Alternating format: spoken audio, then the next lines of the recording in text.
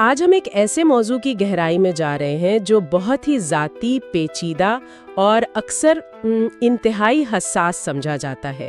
پیغمبر اسلام کی گھریلو زندگی اور خاص طور پر ان کی اولاد سے جڑے کچھ مشکل سوالات۔ جی ہمارے پاس جو مواد ہے وہ تنقیدی سوالات اور اسلام کے مختلف فرقوں یعنی سنی اور شیعہ کے علمی جوابات کا ایک مجموعہ ہے، اور ساتھ ہی ہم تاریخی نقطہ نظر کو بھی شامل کریں گے۔ بالکل۔ ہمارا مقصد صرف یہ نہیں کہ کیا ہوا تھا، بلکہ یہ سمجھنا ہے کہ یہ کہانیاں اتنی الگ الگ کیوں ہیں اور یہ سوالات آج بھی اتنے اہم اور متنازع کیوں ہیں۔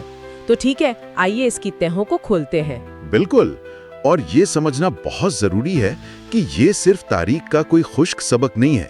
یہ موضوع عقیدے، سیاست اور شناخت کی ان گہری ندیوں کو چھوتا ہے جو آج بھی مسلم دنیا میں بہہ رہی ہیں۔ ہمارے ذرائع ان سوالات کو بغیر کسی لگی لپٹی کے پیش کرتے ہیں، اور علماء کے جواب بھی اتنے ہی واضح ہیں۔ تو آئیے سب سے پہلے اور بار بار پوچھے جانے والے سوال سے شروع کرتے ہیں۔ یہ پیغمبر کے بیٹوں کے بارے میں ہے۔ سوال یہ ہے کہ ان کے تمام بیٹے بچپن میں ہی کیوں وفات پا گئے؟ کچھ ناقدین یہ بھی پوچھتے ہیں کہ کیا یہ کسی قسم کی خدائی ناراضگی کی علامت تھی؟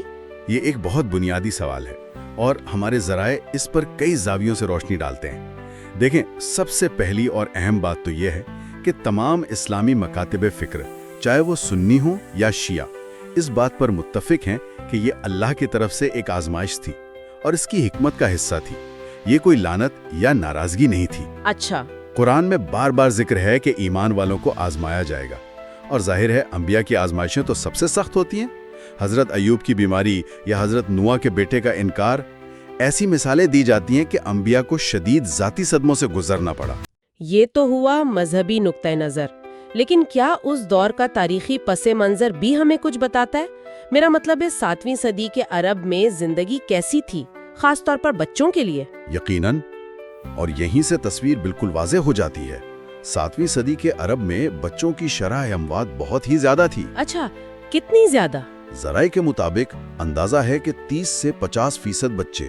50%؟ جی، 50% بچے 5 سال کی عمر تک بھی نہیں پہنچ پاتے تھے۔ وبائی امراض، غذائی کمی اور صحت کی سہولتوں کا تو سوال ہی پیدا نہیں ہوتا تھا۔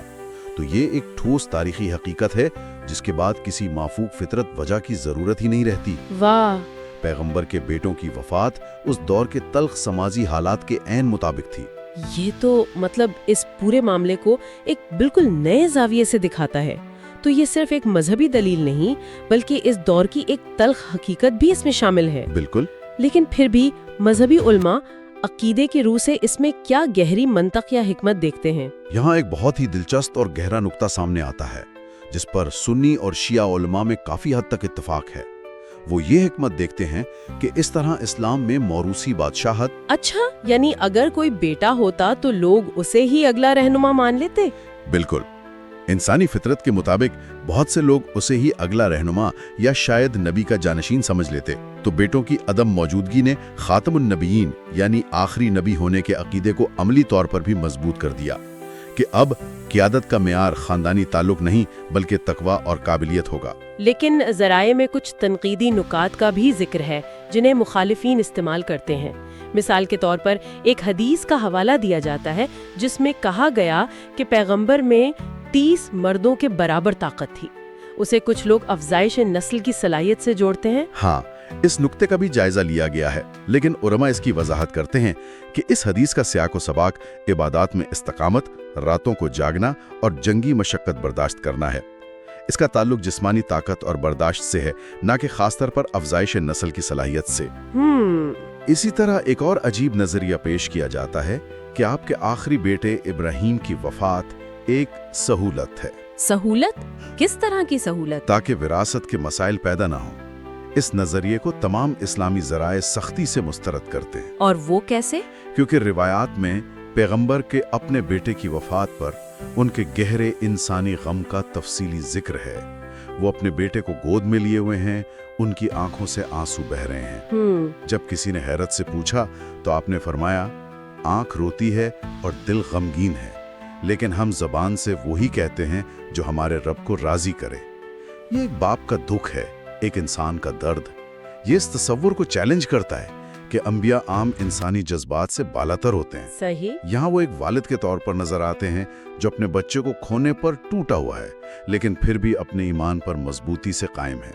یہ صبر کی ایک طاقتور مثال ہے۔ ٹھیک ہے، بیٹوں کا معاملہ تو کافی واضح ہو گیا، لیکن یہاں سے بات اصل میں پیچیدہ اور دلچسپ ہوتی ہے، کیونکہ جب ہم بیٹیوں کا ذکر کرتے ہیں تو روایات خاص طور پر حضرت فاطمہ کے بارے میں بہت مختلف اور بعض اوقات ایک دوسرے سے بالکل متضاد ہو جاتی ہیں۔ بالکل، اور یہیں سے سنی اور شیعہ نقطہ نظر میں واضح فرق نظر آنا شروع ہوتا ہے۔ سب سے پہلا اور بنیادی اختلاف تو بیٹیوں کی تعداد پر ہی ہے۔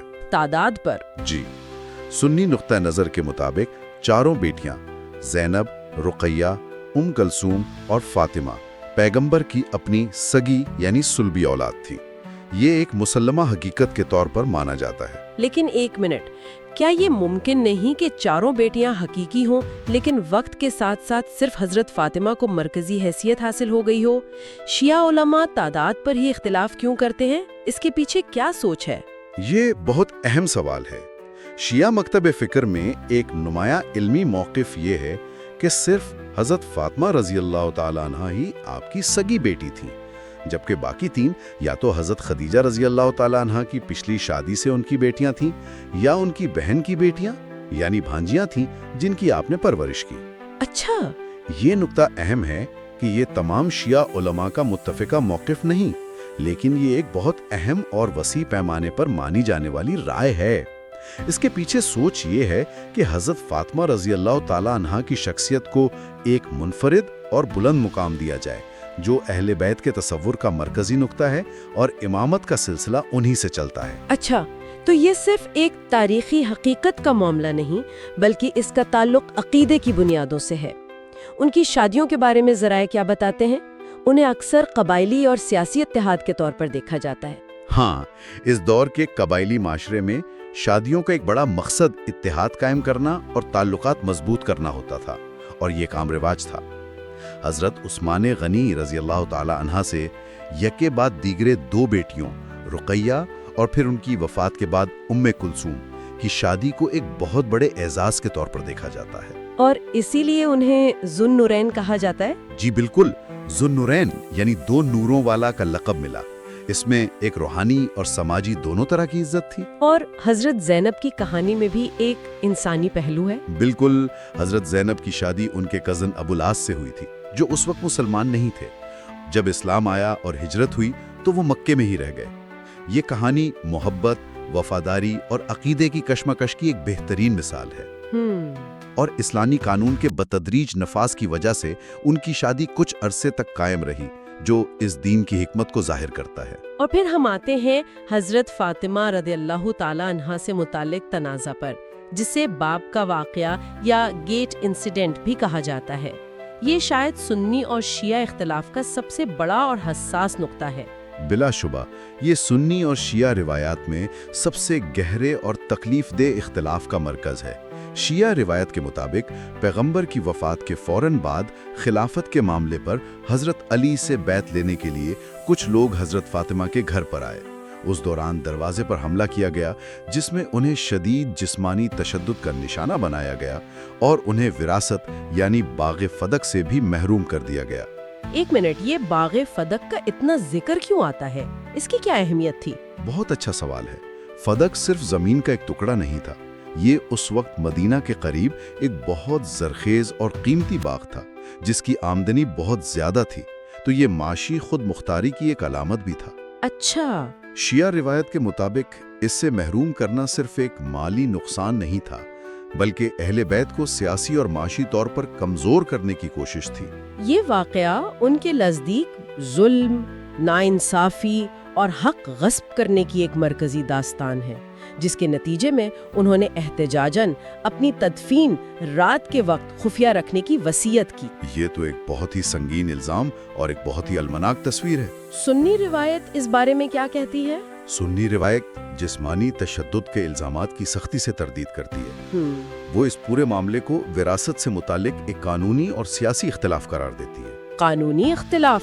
جی، ان کی دلیل کی بنیاد وہ مشہور حدیث ہے جو پہلے خلیفہ نے بیان کی کہ ہم انبیاء وراثت نہیں چھوڑتے، ہمارا چھوڑا ہوا مال صدقہ ہوتا ہے۔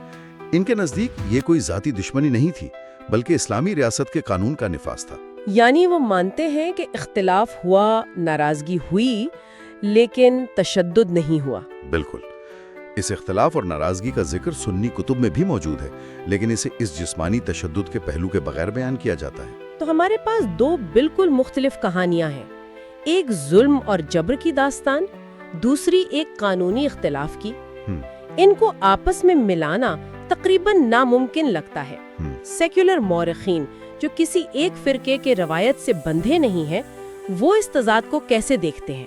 یہیں پر سب سے دلچسپ تجزیہ سامنے آتا ہے۔ مورخین اسے یادداشت کی تشکیل یعنی فارمیشن آف میموری کا عمل کہتے ہیں۔ یعنی ان کے مطابق یہ کہانیاں ابتدائی دور کے واقعات کی ہو بہو عکاسی سے زیادہ بعد کے دور کی فرقہ وارانہ سیاست اور شناخت کی تشکیل کا نتیجہ ہے۔ اچھا، یعنی جیسے جیسے وقت گزرا اور سنی اور شیعہ شناختیں مضبوط اور واضح ہوتی گئیں، ماضی کی کہانیوں کو اپنی اپنی شناخت کو سہارا دینے کے لیے ایک خاص شکل دی گئی۔ حضرت فاطمہ رضی اللہ تعالیٰ عنہا پر مظالم کی کہانی شیعہ شناخت کے لیے ایک بنیادی ستون بن گئی، جو مظلومیت اور حق کے لیے جد و جہد کی علامت ہے۔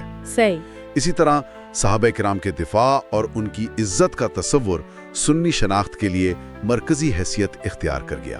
تو کیا ذرائع یہ کہہ رہے ہیں کہ یہ کہانیاں اس بارے میں کم ہیں کہ اصل میں کیا ہوا تھا، اور اس بارے میں زیادہ ہے کہ بعد میں لوگوں کو اپنے موقف کو درست ثابت کرنے کے لیے کس بات پر یقین کرنے کی ضرورت تھی؟ بالکل، مورخین یہی کہتے ہیں کہ تاریخ صرف واقعات کا مجموعہ نہیں ہوتی، بلکہ یہ بھی ہوتی ہے کہ ان واقعات کو کیسے یاد رکھا جاتا ہے، کیسے سنایا جاتا ہے اور کون سناتا ہے۔ تو اس سب کا مطلب کیا ہے؟ یہ کہانیاں اتنی متنازع کیوں ہیں، اور بعض اوقات ان کے بارے میں سوال کرنا بھی ایک ممنوع عمل، ایک ٹیبو کیوں سمجھا جاتا ہے؟ اس کی کئی گہری وجوہات ہیں جو ہمارے ذرائع میں بیان کی گئی ہیں۔ پہلی وجہ تو خود ان ذرائع کی نوعیت ہے۔ ہمیں یہ سمجھنا ہوگا کہ سیرت اور حدیث کی اکثر کتابیں واقعات کے 100 سے 200 سال بعد لکھی اور مرتب کی گئیں۔ 100 سے 200 سال بعد؟ جی، اس دوران یہ روایات سینہ بسینہ ایک نسل سے دوسری نسل تک منتقل ہوئی۔ اس عمل میں تفصیلات میں فرق آنا، کچھ چیزوں پر زور بڑھ جانا اور کچھ کا کم ہو جانا ایک فطری عمل ہے۔ یعنی یہ ایسا ہی ہے کہ جیسے ہم آج 1800 کے دہائی کے کسی شخص کی سوانح عمری صرف ان کہانیوں کی بنیاد پر لکھنے کی کوشش کریں جو لوگوں کے پردادا نے انہیں سنائی تھیں۔ بالکل صحیح مثال ہے۔ اس کا مطلب یہ نہیں کہ وہ ناقابل اعتبار ہیں، بلکہ یہ کہ ان کا تنقیدی جائزہ لینا اور ان کے سیاق و سباق کو سمجھنا بہت ضروری ہے۔ صحیح۔ اور جہاں تک غیر اسلامی شواہد جیسے آثار قدیمہ یا کسی دوسرے مذہب کی تحریروں کا تعلق ہے، تو وہ 7ویں صدی کے عرب کے کسی بھی شخص کے بارے میں نہ ہونے کے برابر ہیں۔ تاریخ کا انحصار زیادہ تر زبانی روایات پر ہی تھا جو بعد میں لکھی گئیں۔ لیکن اس موضوع کے اتنا زیادہ حساس ہونے کی سب سے بڑی وجہ تو فرقہ وارانہ زاویہ ہی لگتا ہے۔ یقینی طور پر سنی شیعہ تقسیم نے ان کہانیوں کو بیان کرنے کے انداز پر سب سے گہرا اثر ڈالا ہے۔ ہر گروہ نے ان واقعات کو اپنے عقائد اور سیاسی موقف کے فلٹر سے دیکھا اور بیان کیا۔ شیعہ روایت میں حضرت فاطمہ اور بعد میں حضرت حسین پر ظلم کی داستان پر زور امامت کے عقیدے اور اہل بیت کی مظلومیت کے تصور سے براہ راست جڑا ہوا ہے۔ یہ ان کی مذہبی شناخت کا مرکز ہے۔ اسی لیے شاید ان پر بات کرنا ایک ممنوع عمل بن گیا ہے، کیونکہ یہ صرف تاریخ پر بات کرنا نہیں ہے۔ جی ہاں، ذرائع کے مطابق اس پر بات کرنا ممنوع سمجھے جانے کی 3 بڑی وجوہات ہیں۔ ایک، اسے پیغمبر کی حرمت اور ان کے خاندان کی عزت پر حملے کے طور پر محسوس کیا جاتا ہے۔ اچھا۔ دوسرا، یہ گفتگو ان گہرے فرقہ وارانہ زخموں کو دوبارہ ہرا کر دیتی ہے جو صدیوں سے موجود ہیں، اور بہت سے لوگ اس تکلیف سے بچنا چاہتے ہیں۔ اور تیسرا، یہ ابتدائی مسلم تاریخ کے اندرونی تنازعات کو سامنے لاتی ہے جو صحابہ کرام کے اس مثالی تصور کو چیلنج کرتا ہے جو بہت سے مسلمانوں کے ذہن میں ہوتا ہے۔ اس پر بات کرنا بہت سے لوگوں کے لیے تکلیف دہ ہوتا ہے۔ تو آج کی اس گہری گفتگو کا خلاصہ یہ ہے کہ پیغمبر کی گھریلو زندگی کوئی سادہ کہانی نہیں ہے۔ یہ انسانی سانحات جیسے اولاد کی وفات، پیچیدہ سماجی اور سیاسی حقیقتوں جیسے قبائلی اتحاد کے لیے شادیاں، اور اسلام کے اندر پیدا ہونے والے سب سے بڑے مذہبی اور سیاسی اختلافات کا مرکز تھیں۔ اور یہ صرف ماضی کی تاریخ نہیں ہے، پیغمبر کی اولاد کی کہانی آج بھی کروڑوں لوگوں کے لیے شناخت، سیاست اور عقیدت کی تشکیل کرتی ہے۔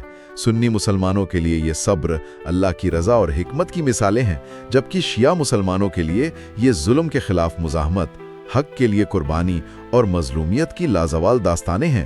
یہ کہانیاں زندہ ہیں۔ جی، یہ کہانیاں زندہ ہیں اور آج بھی دلوں کو متاثر کرتی ہیں۔ اس گفتگو کے آخر میں ہمیشہ کی طرح ہم اپنے سننے والوں کے لیے سوچنے کے لیے ایک نکتہ چھوڑتے ہیں۔ ذرائع سے یہ بات بار بار سامنے آتی ہے کہ بہت سے علماء کے نزدیک پیغمبر کے کسی بیٹے کا زندہ نہ رہنا ایک الہی حکمت تھی، تاکہ اسلام میں بادشاہت قائم نہ ہو اور قیادت کا معیار قابلیت اور تقوی بنے، نہ کہ خاندانی وراثت۔ اس پر غور کریں کہ اگر پیغمبر کا کوئی بیٹا جوانی تک پہنچ جاتا تو مسلم دنیا کی تاریخ، اس کی سیاست اور خلافت کا تصور کتنا مختلف ہو سکتا تھا۔ کیا جانشینی پر کوئی جھگڑا نہ ہوتا، یا شاید اس سے بھی بڑا بحران پیدا ہو جاتا؟